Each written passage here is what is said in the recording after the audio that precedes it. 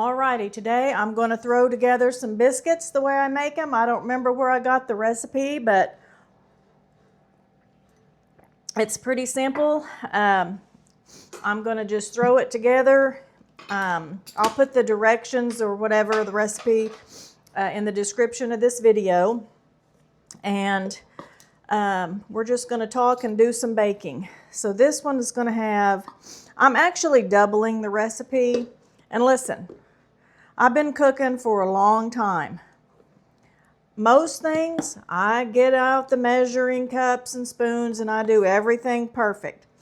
I'm probably not going to do everything perfect on here. It's just kind of a rough guesstimate on my items that go in the recipe. So it may be a little more, a little less, just whatever. But if you want to measure it out, you can. The recipe's 2 cups. I'm doubling the recipe today because what I really like to do is I like to double the recipe, and then I put these on a cookie sheet, and I put them in the freezer, and I sort of flash freeze them on a cookie sheet so they're individually frozen. And then after they're frozen like that, I put them in a big, a bag, like a baggie, and I put the baggie of them in the freezer. So they're individually frozen, and they're easy to take out whenever we need a biscuit or two for breakfast, or it's nice to have them just for dinner time or whatever, and so I don't have to eat a whole batch of biscuits all at one time. So I put a little bit of sugar in there, 1/3 of a cup, so actually 2/3 of a cup because I'm doubling. Then I got 4, now I am measuring this because you got to make sure you have enough. So this is asking for 4 teaspoons of baking powder. And this is going to be 4, but I'm actually putting in 8 because I'm doubling it.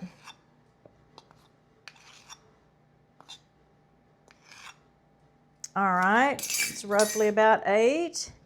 And let's see, we need a little salt. I'm going to grab that. And we need a teaspoon of salt, so we're going to need 2 of those. So put a little salt in there. All right, I'm just going to mix that around a little bit. The next thing I need is some butter. And so the butter needs to be really cold. Sometimes if I have time and I think about it ahead of time, I'll put the butter in the freezer for maybe 15-20 minutes to get it extra cold. But I didn't do that this time, and I just so this is Kirkland's grass-fed butter.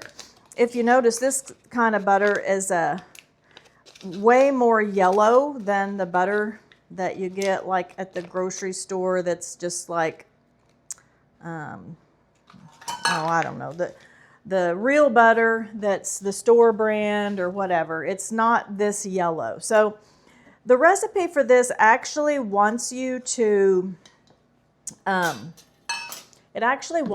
grate the butter, but I ain't got time for all that. So I just take the butter and I try to cut it into smallest pieces that I can, because listen, we're going to use this pastry, I don't remember what this thing's called, but it's a pastry cutter, I think, and it's going to cut the butter up for me even more inside there. So I'm just going to cut these up in some little chunks and put them down in there, and then we're going to mix them up with I think it's a pastry, I don't know if it's a pastry blender. I can't remember what that thing's called. My grandma never used one of those. I never saw her use one of those my whole life watching her cook. People use those for, I think, pie crusts and things like that, but I never saw my grandma use it, so I don't know. To me, it makes it a little bit easier, and so that's why I got one and started using it. they didn't have the gadgets back then that we have now. They probably did have it. My grandma probably just didn't buy one. I don't know. Both of my grandmas cooked, but one of my grandmas cooked more than the other because one of my grandmas, well, my grandpa, he died when she was young, in her 40s, and left her with my dad and my uncle, and so she had to work. She worked, and she took over the family business that he had, and I'll have to give you that story another time. It's really a inspiring story to me because she was a homemaker, and then she was thrust into being a business owner. And so, you know, back in the late 50s, early 60s, I just can't imagine that for a woman her age and that to happen to. But I'll give you that story at another time. It's really inspiring, and it's kind of funny. You never think about what that was like for the person until you get older yourself and you have your own family and kids. And then you think about, wow, what an incredible woman she must have been. And I never even realized it because I was just young and, you know, all of that. So, okay, so I've got all the butter in there. So we're going to kind of stir that in, and next thing, I'm going to use this pastry blender. I think that's what it's called. I don't know. Pastry cutter. Somebody tell me in the comments, what is this thing called? This thing. Anyway, you just kind of smash that down and around, and it's going to take those little chunks of butter, and it's going to break them up even more, and it's going to evenly kind of distribute them through your flour mixture. And then when you bake these, it's going to give you little bitty flecks of butter throughout your biscuit. It's so good. It just helps them to be flaky, and I mean, who doesn't want some butter melting in their biscuit? It's already in there. You add more butter, of course, but just having those little flecks of butter in there makes it just so good. So I'm going to keep kind of mixing that till it gets, you want it to kind of look like, I don't know, not little pieces of flour anymore, but just kind of like little chunks of flour. I'm going to use a spoon and get some of that out of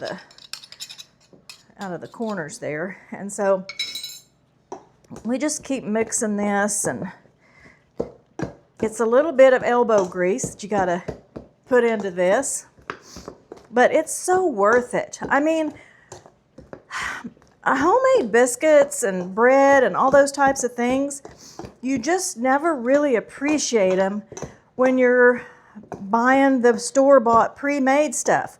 For years, I just bought biscuits out of the can, and they were very convenient, and they were very, you know, they were fast. You didn't have to do anything. But then I think it was Pillsbury or somebody came out with the frozen biscuits that were flash frozen individual biscuits in a bag, and you just put those in the oven and baked them. Well, those tasted a lot like homemade biscuits, so those were even better. But then once you've gone and just made your own homemade biscuits, there's just not a comparison. There's nothing to compare to homemade. I don't care what anybody says. And the other thing is with homemade, I at least know what's going in it. I know the ingredients. I can read the packaging. Well, I know the ingredients in the pre-made stuff too, and half the stuff on there, you can't read it. It's some word that's like this long. I don't know what that means. It's probably some chemical that's been killing me all these years. I don't know. Anywho, all right, so we got this mixed up here, and I'm going to try to show you what it looks like. It's just kind of crumbly, kind of a crumbly mixture. So we got that mixed in pretty good, and then we're going to add our buttermilk, okay? Buttermilk is the key ingredient here. I always use it. I like, we have a local dairy around here called Brahms. It's where I get all my ice cream and everything, and eggs and milk and everything. So this is Brahms buttermilk. It's going to ask for 2 cups. I'm going to put in, let's see, there's 1 cup. And I'm going to go a little bit less than 2, and I'll add some more if I need it.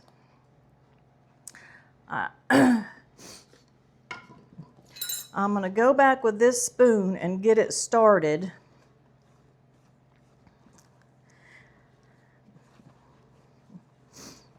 And just kind of get it mixed up there. Get it going.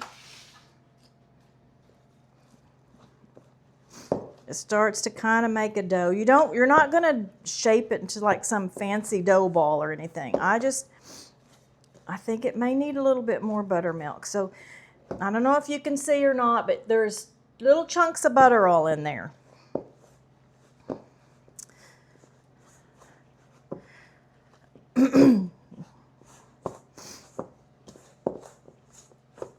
All right, I think we do need a little bit more milk. I'm not going to measure it. I'm just going to guesstimate. We're going to add a little bit more. And I'm going to wash my hands a second time. I washed them earlier, but I'm going to wash them a second time because I'm fixing to touch this dough. And I'm fixing to lay it out on the counter. Now, let's see here. Yeah, that's coming together pretty good. That's kind of like what it looks like right there. Starting to come together a little bit. It's a rough looking dough. It's not going to be some perfect dough ball or anything like that. It's not going to be like when you're kneading some bread or anything like that. It's going to be kind of rough around the edges. It's a biscuit. It's not bread, okay? All right, so let's put a little flour. Let's put a little flour out here and put that out. I've got 2 biscuit cutters. Actually, I have 3, but I have a large one, and then this is the medium, and then there's also a tiny. Because I try to use everything. I don't want to waste anything. So I'll put a little flour on my hands. I'm going to gather up this dough. There's the oven. It sounds like it's already preheated and ready to go. Okay, let's get all this in here. We don't want to leave any of it out. I'm just going to kind of mix it around. All right, I'm going to lay it out here. Now, I washed off my counters and did all of that stuff before I started here. I would not be doing this on a dirty counter. Don't worry. I clean it all off. Listen, I'm the queen of clean around here. If anything is the least bit dirty, believe me, I take care of it. Okay, so there those are. Now, that's going to give us a start. That's going to give us a start. I'm going to rinse this off my hands again. All I did was pat it out. I didn't roll it. I didn't do anything like that. I just laid it out there, patted it out. It's probably 1 inch thick, I would say, about 1 inch. Okay, I'm making these really big biscuits today, so I want them to be pretty big. So I'm going to start right here and I like these because I can push it out from inside, and it's very easy. So we'll put that there. Now, if I was making these smaller, which a lot of times I do make them in the smaller size, like right here, a small one's going to fit. So I'm going to do a small one there. But a lot of times I'll just make a bunch of these in the smaller size. But today I decided, what the heck, let's just make the big ones. So I'm going to get as many of these. Now, they're not perfect. Look, see how there's some crumbly stuff around there? It's not just a perfect little, picture perfect little ball of dough or biscuit of dough. So Get that on there. Now, had I made these smaller, it would have made me more biscuits, but that's okay. Sometimes I want to make a biscuit sandwich or something like that. Now, this is just a little bit too small for a big one, so I'm going to put a small one over here and a small one over here. Now, if I had made these all, now I'm going to take this dough here, that's what's left, and I'm going to smush it back in, kind of work it together, spread my flour out. I'm going to kind of squish it back in. You don't want to mess with it too much because you'll melt those butter pieces that are in there. Okay, and then I'm going to smash it out again. Y'all, I could put gloves on I could wear gloves, but I just don't usually wear gloves. So that's just me. My hands are clean. I'm not going to do anything dirty. I try to keep everything clean at my house all the time. So let's see, that one is not quite going to fit.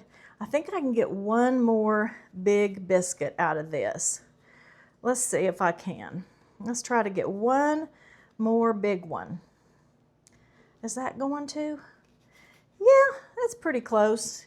I mean, it's not going to be the perfect shape, but it's pretty close. Now let's see if this will get me. There's a little bit of dough left in here. I don't want to waste anything.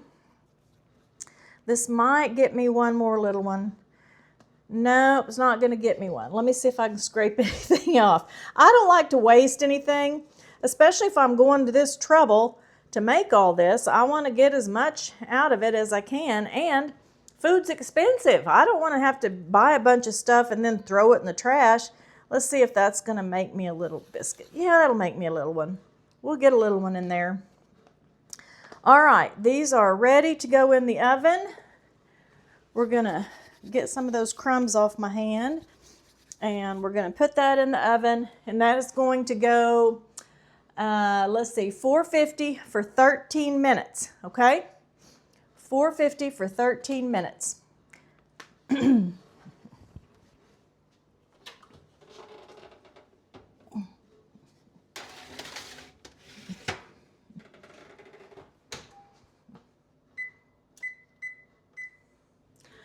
All right, I won't bore you with the cleanup of all of this, but I will be back in 13 minutes to show you what we have. All right, our timer's gone off, and I think these are ready to come out of the oven. Yep. Now listen, I told you these aren't going to be perfect biscuits, but this is just the way I do it. So here they are. They're not super smooth on the top or anything like that. Some of them are kind of crunchier than others because they were towards the back of the oven.